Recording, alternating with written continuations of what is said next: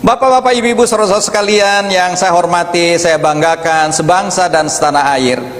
Izinkan saya mengulas satu persatu visi kepemimpinan nasional yang telah diwariskan oleh para pendiri bangsa ini dalam kelima Pancasila.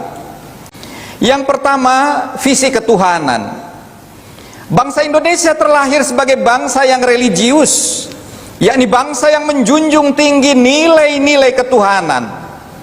Bangsa yang senantiasa menempatkan agama dalam tempat yang mulia.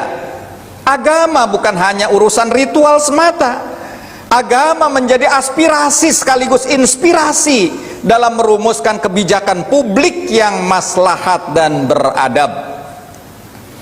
Indonesia bukan negara sekuler yang meyakini bahwa agama dan negara harus terpisah, tidak boleh hidup bersamaan, tidak boleh berjalan beriringan, dan harus dijauhkan satu sama lain. Indonesia juga bukan negara komunis yang bertekad menghapuskan peran agama dalam membangun bangsa dan negara. Indonesia adalah negara yang dibangun berdasarkan pada nilai-nilai Pancasila, yang meletakkan agama pada tempat yang terhormat sebagai landasan moral dan etika dalam membangun kemajuan bangsa.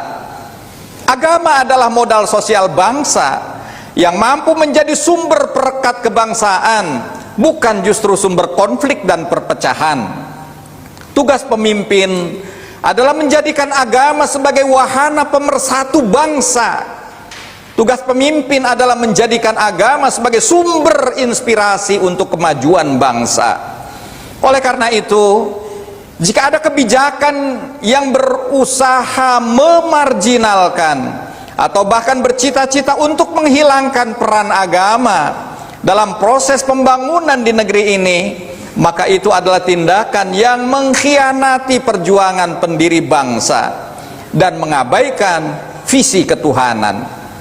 Tindakan itu harus dikoreksi dan diluruskan kembali. Visi ketuhanan adalah bukti nyata bahwa kepemimpinan bangsa harus dimulai dengan semangat menghormati dan memuliakan ajaran dan nilai-nilai agama. Insinyur Soekarno, Dr. Muhammad Hatta, Muhammad Nasir, Haji Agus Salim, Panglima Besar Jenderal Sudirman, Kiai Haji Wahid Hashim, Ki Bagus Hadikusumo, dan Mr. A.A. Maramis, dan para pendiri bangsa lainnya menyadari bahwa amanah kepemimpinan tidak hanya berdimensi duniawi, tetapi juga berdimensi ukhrawi. Kepemimpinan tidak hanya membangun kemajuan fisik berdimensi material, tetapi juga membangun jiwa yang berdimensi spiritual transendental. Pembangunan sebuah bangsa harus mampu menciptakan kemajuan peradaban material sekaligus peradaban spiritual. Inilah yang kalau dalam bahasa Al-Quran yang saya yakini disebut baldatun thayyibatun wa rabbun ghafur. Hal itu juga tercermin dari lagu kebangsaan kita, bangunlah jiwanya, bangunlah badannya untuk Indonesia Raya.